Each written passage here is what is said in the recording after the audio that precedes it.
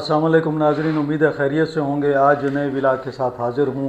آج بات کریں گے کہ وفاق صوبوں کے اختیارات میں کمی کرنا چاہ رہا ہے، صوبوں کے حصے میں بھی کمی کرنا چاہ رہا ہے، اور وفاق چاہ رہا ہے کہ صوبوں کو جو حصہ مل رہا ہے NFC وارڈ میں اس میں بھی کمی کی جائے۔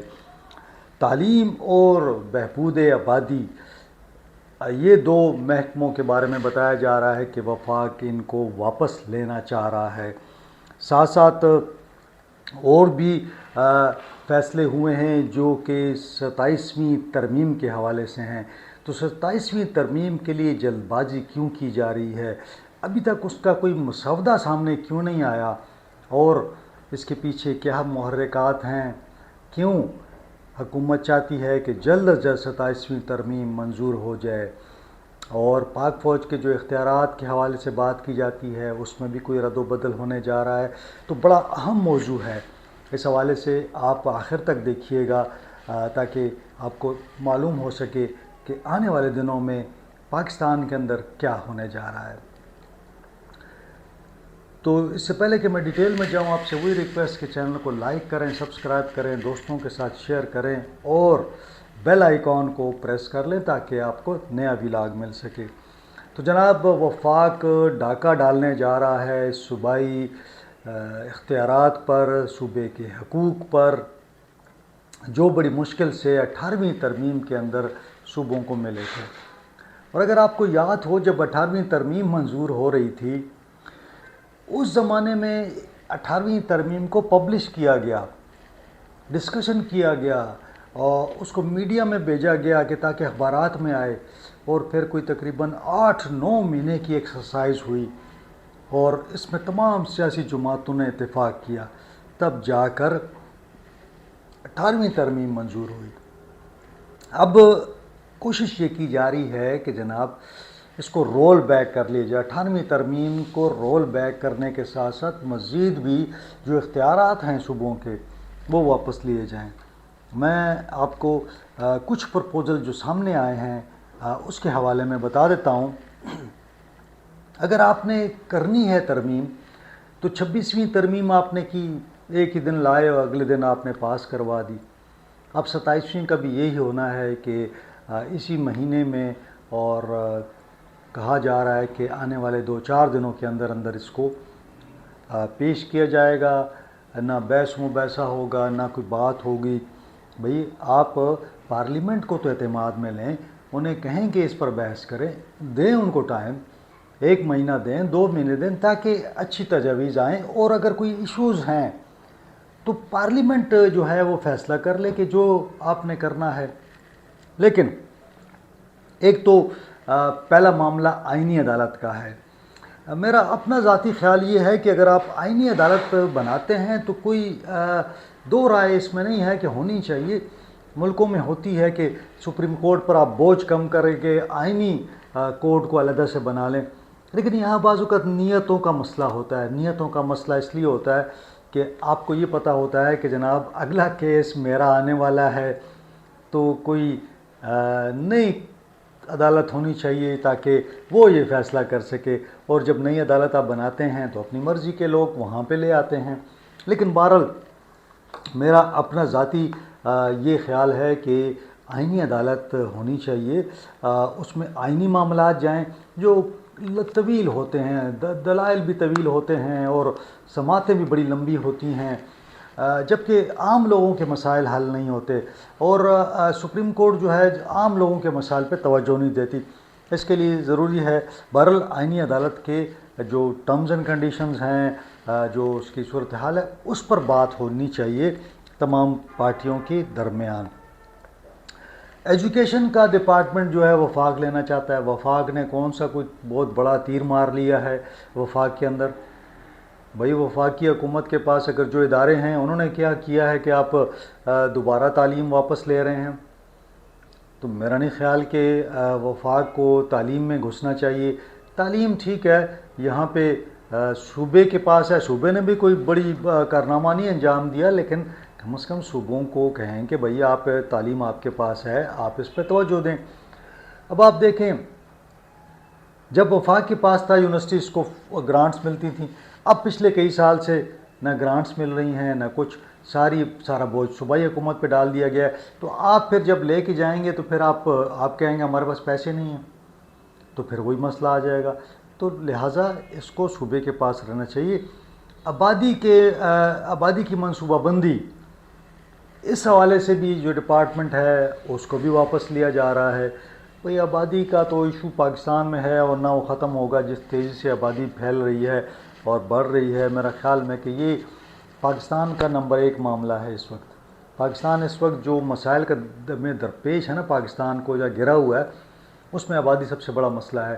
کیونکہ آبادی بڑھ رہی ہے اور کوئی پلاننگ نہیں ہے. لوگ گھر بنا رہے ہیں، سڑکیں نہیں ہیں، پانی نہیں ہے، بجلی نہیں ہے، اور ایک بے ہنگم قسم کے شہر اور آبادیاں بن رہی ہیں. اور پاکستان کی تباہی کا میں سمجھتا ہوں کہ سب سے بڑا یہی ہے کہ لوگ مثال دیتے ہیں چائنا کی اور دوسروں کی، جناب وہاں آبادی بہت ہے، ترقی ہے، تو وہاں پلان کرتے ہیں، وہ 50 سال کا پلان کرتے ہیں، 50 سال میں ہماری آبادی کتنی ہوگی، ضروریات کتنی ہیں، ہم نے کیا کرنا ہے، پلاننگ پالیسیاں بناتے ہیں. جناب ہماری طرح نہیں ہیں کہ بس آبادی بڑھانی ہے، کوئی پلاننگ نہیں ہے. تو یہ آبادی کے حوالے سے بھی وہ لینا چاہ رہے ہیں.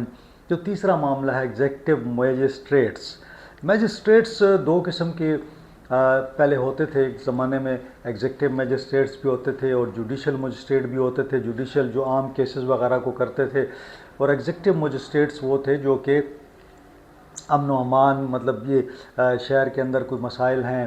ہم اکثر دیکھتے تھے کہ جو یہاں پہ مہنگائی ہے، یہاں پہ یہ ملاوٹ ہے، یہ جو کیسز تھے ڈیلی روٹین کے، یہ ان کے پاس آتے تھے.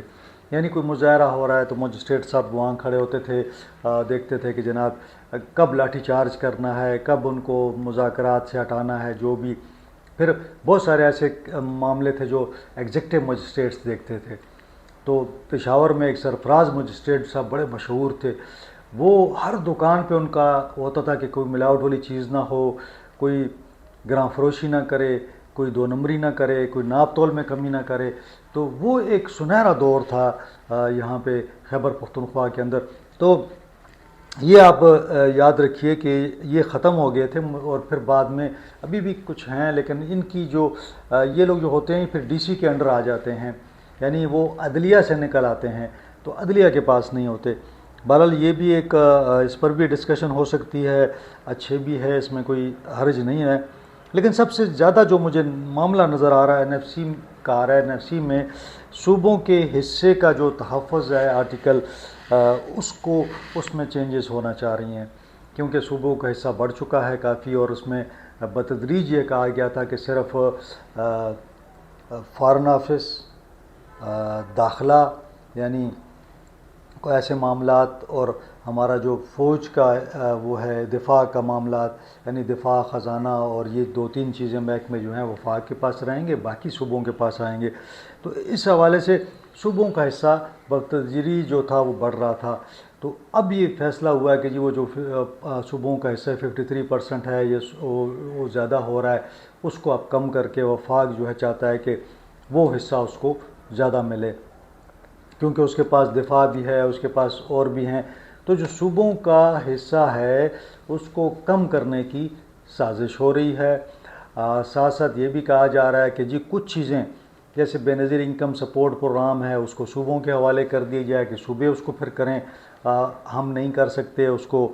اسی طرح اس کے اندر بہت ساری چینجز ہیں. تو کہنے کا مقصد یہ کہ آپ چینجز کرنا بھی چاہتے ہیں، آپ کی نیت ٹھیک بھی ہو، تو اس کو پبلش آپ بلیک اینڈ وائٹ میں لے آئیں نا. اگر بلیک اینڈ وائٹ میں لے آئیں گے تو شاید اس پہ آسانی سے ڈسکشن ہو. آرٹیکل 243 میں ترمیم ہے، یہ آرم فورسز کے حوالے سے ہے کہ صدر مملکت ان کے کمانڈر ان چیف ہوتے ہیں اور ان کے احکامات ہیں. لیکن میرے خیال میں کہ اس کے اندر کچھ یہ جو 245 کے تحت فوج طلب کرنے کا اختیار صوبوں کے پاس ہے، اس حوالے سے کچھ امینڈمنٹ شاہد ہو جائے. ساتھ ساتھ الیکشن کمیشن کے ممبران کے حوالے سے جو ایک تنازع بنا ہوا ہے کہ جناب وزیر اعظم اور اپوزیشن لیڈر جو ہیں وہ اتفاق رائے کریں گے، اور یہ نگراں سیٹ اپ کے لیے بھی یہی طریقہ کار ہوتا ہے. پھر چیف جسٹس کے حوالے سے بھی ایک وہ تھا کہ جناب اسی طرح اس کا ایک چلتا تھا. تو اب یہ کوشش کی جا رہی ہے کہ جو الیکشن کمیشن کا معاملہ ہے اس کو یہ اپوزیشن کے ساتھ دو مشروط ہے جس پر کبھی ایگریمنٹ ہوتا ہی نہیں ہے. ظاہر ہے حکومت کچھ چاہتی ہے اپوزیشن کچھ چاہتی ہے تو اس کو بھی چینج کرنے کا پلان ہے. لیکن میں یہ کہہ رہا ہوں کہ ٹھیک ہے آپ کریں آئین کے اندر چینجز کریں لیکن اتنی جلدی چینجز کرنا بغیر مطلب ایک مسودہ تو آپ کم از کم فلوٹ کر دیں.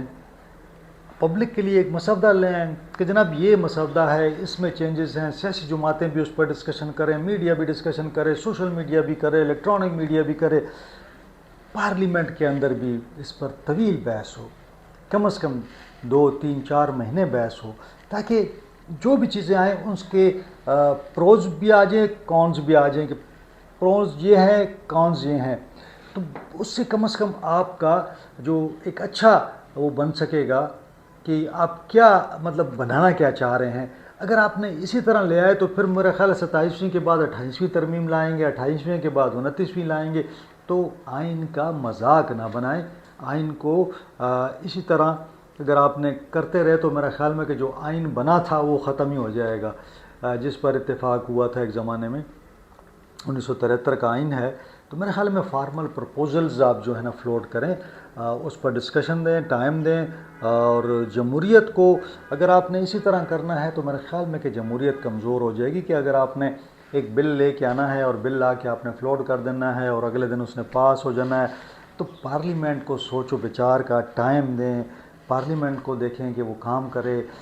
وہ اس پارلیمنٹ کا کام ہی یہی ہے. پاکستان کے اندر معاملہ یہ ہے کہ پارلیمنٹ جس کا کام قانون سازی ہے وہ قانون سازی نہیں کرتی. جن کا کام کچھ اور ہے یعنی ان کا کام سیکیورٹی کا ہے وہ قانون سازی کے لیے بیٹھے رہتے ہیں, وہ جو ہے نا مسودے بنا لیتے ہیں. تو ہر محکمہ جو ہے نا جی وہ اپنا کام نہیں کر رہا. اس لیے ہر ادارہ جو ہے نا وہ اپنا کام کرے تبھی جو ہے نا پاکستان کے اندر معاملات ٹھیک ہوں گے. ورنہ اگر ڈاکٹر کا کام انجینئر کرے گا, انجینئر کا کام ڈاکٹر کرے گا تو میرا خیال میں کہ یہ مریض جو ہے نا پھر یہ لیٹا رہے گا اور یہ ICU میں ہی رہے گا. تو اس کو ICU سے نکالنے کے لیے, اس کو صحت مند کرنے کے لیے میرے خیال میں کہ قوم کو اعتماد میں لیا جائے, چیزوں کو چھپایا نہ جائے بلکہ عوام کے سامنے لایا جائے اور رات کی تاریکی میں یا کاغذوں کے اس میں رکھ کر ترمیم نہ کی جائے, اوپن ترمیم کی جائیں تاکہ تمام سٹیک ہولڈرز جو ہے آن بورڈ ہو جائیں. آج کے لیے اتنا ہی. انشاءاللہ اگلے ولاگ میں آپ سے ملاقات ہوگی. اپنا خیال رکھیں, اپنے اہل خانہ کا خیال رکھیں. مجھے اجازت دیں. اللہ حافظ.